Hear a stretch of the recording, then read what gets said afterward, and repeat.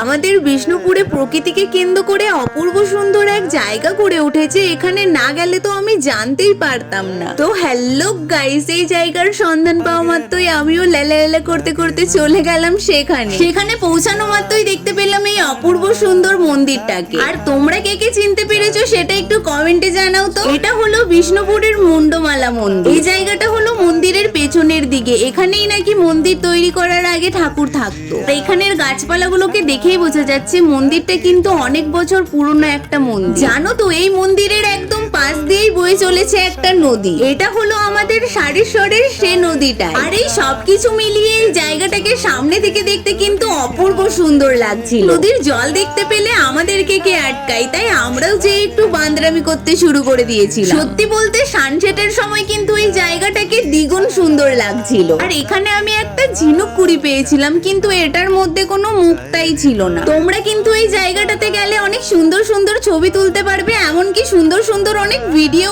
হবে। সময় করে তোমরাও একদিন চলে এসো বিষ্ণুপুরের মুন্ডমালার ঘাটে। এই জায়গাটা অবস্থিত বিষ্ণুপুরের গোসাইবাড়ি পেরিয়ে আসার পরে সারেশ্বর যাবার ঠিক আগে। তোমরা এখন ভিডিওটাতে একটা লাইক দিয়ে দাও, পরের ভিডিওর জন্য সাবস্ক্রাইব।